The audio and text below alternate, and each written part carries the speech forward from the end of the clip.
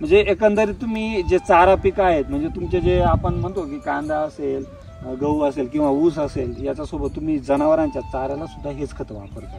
म्हणजे इथं 100% ऑर्गॅनिकच आहे. म्हणजे इथं आपण 10-20% सुद्धा रासायनिक खत नाही वापरले चारा पिकामध्ये. आता तुम्ही जे बोलत होते का एकदा खत टाकलं किती कापण्या होतात, किती मोठा घात झालेला आहे त्याच्यात? 4 कापण्या होतात. 4 कापण्यानंतर परत रिपीट करतात. आणि तसं आज जर बघितलं रासायनिकवर तुम्ही 1 कापणी की 2 कापण्या गेला की तुम्हाला परत खत टाकते, त्याच्याशिवाय 2 कापण्याने वाढ होत नाही.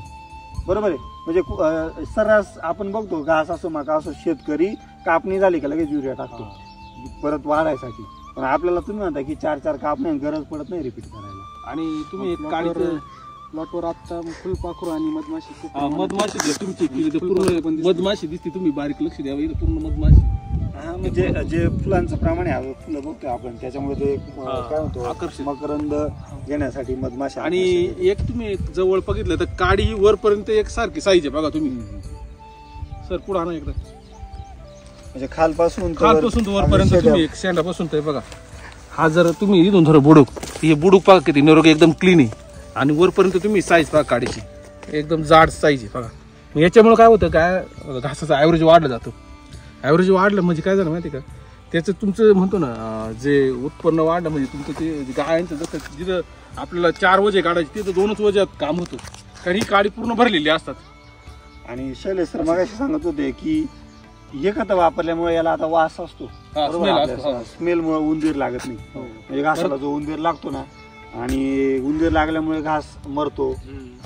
त्यामुळे हे खत एसबीटीचे जे खत आहे ते वापरल्याने तुमचा हा एक फायदा आहे की उंदीर मारायला तुम्हाला औषध वापरायची गरज नाही, घासात उंदर दिसणार नाही. आणि दुसरं एक समस्या आमच्याकडे जास्त बीड्स होते जी गोगल गाय बोलतो आपण, तर गोगल गाय आता याच्या पाठीमागचं मी कारण सायंटिफिक काय ते सांगतो. तुम्हाला गोगल गाय जाणवली का? नाही, गोगल गाय आता गोगल गायला आपण काय वापरतो, आता बाकीच्या शेतकरी रासायनिक मध्ये करताय शेती समजा, त्याला आपण तंबाखू वापरतो किंवा मिश्री वगैरे वापरतो वाहते त्याच्या गोगल गायसाठी. पण आपल्याला गरज नाही, कारण काय जे तुम्ही कृषीधन वापरलंय त्याच्यामध्ये तंबाखू जास्त आहे.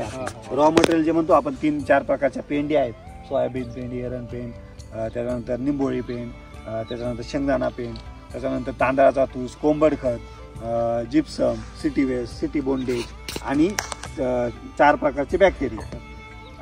हे सगळं आपण एकत्र करून ते 6-7 महिने कुजवतोय आणि मग त्याच्यानंतर आपण ते एक मिक्सरच्या साहाय्याने ग्राइंड करून आपण ते बुगा बनवतो त्याचा समजा, आणि ते रेडी टू यूज बनवतो. शेतकऱ्यांना टाकून लगेच यूज झालं पाहिजे.